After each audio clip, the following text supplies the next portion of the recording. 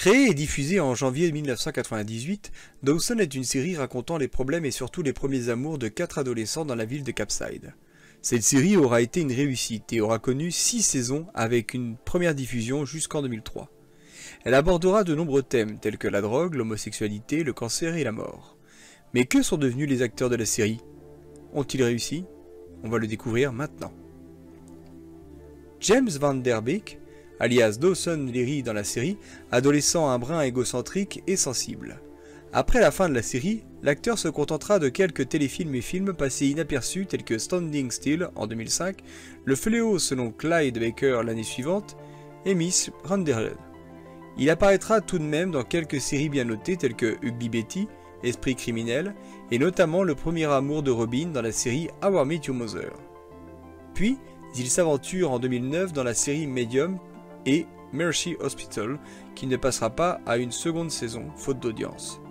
En 2012, il jouera dans la sitcom Don't Trust the Bee, qui, malgré l'arrêt après 2 saisons, sera salué par la critique. C'est en 2015 qu'il reviendra au premier plan en intégrant la série CSI Cyber. En 2017, il apparaîtra dans le film Downsizing. Puis, 2 ans plus tard, on le retrouvera dans Dancing with the Stars. Katie Holmes, alias Joey Potter, est une actrice qui a su tirer de la série tout ce qu'elle pouvait avoir pour réussir par la suite. En effet, elle remportera en 1999 un MTV Awards. À peine la fin de la série, elle sera la tête d'affiche de Piece of April en 2003, où elle tentera de casser son image de fille sage. L'année suivante, elle gravira un échelon supplémentaire en jouant aux côtés de Forest Whitaker dans la comédie romantique Des étoiles plein les yeux. Et c'est en 2005 qu'elle jouera l'un de ses plus grands rôles au cinéma dans Batman Begins, énorme succès, ainsi que Thank You for Smoking, également salué par la critique. Cependant, alors qu'elle se marie avec Tom Cruise, Katie fera un arrêt brutal à partir de 2006. Malgré quelques rares films, elle ne reviendra qu'en 2010 dans 2 comédies, Les meilleurs amis et The Extra Man. Après un film d'horreur Don't Be Afraid of the Dark en 2011, elle jouera la même année dans une mini-série historique Les Kennedys, mini-série nominée aux Emmy Awards. En 2014, divorcée de Tom Cruise, elle décide de jouer des rôles bien différents, Miss Meadows et The Giver.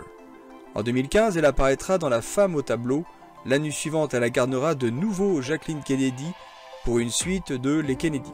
À partir de 2017, Katie fera un retour progressif avec des films tels que Logan Lucky en octobre 2017, Dear Director en 2018 et The Boys, la malédiction de Brahms en 2020. Michelle Williams interprète Jane Lindsay, jeune new-yorkaise dont l'arrivée lance l'intrigue de la série. Michelle sera sans doute celle qui aura eu le plus de réussite parmi toute l'équipe des acteurs.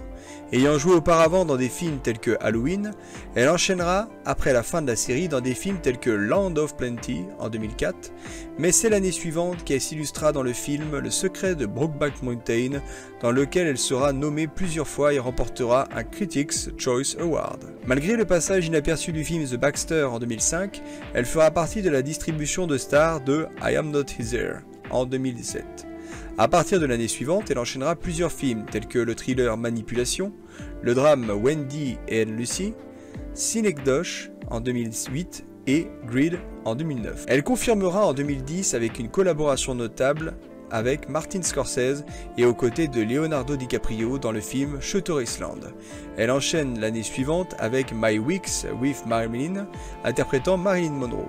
En 2013, elle est à l'affiche du Monde Fantastique d'Oz, un carton commercial, puis elle tournera quelques films en Europe.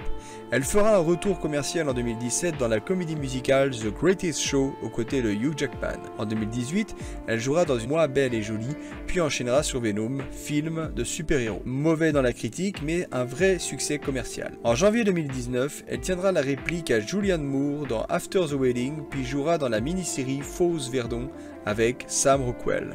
Joshua Jackson, alias Pacey Witter, sera vite propulsé au rang de star. Il remportera notamment 3 Teen Choice Awards du meilleur acteur dans la série.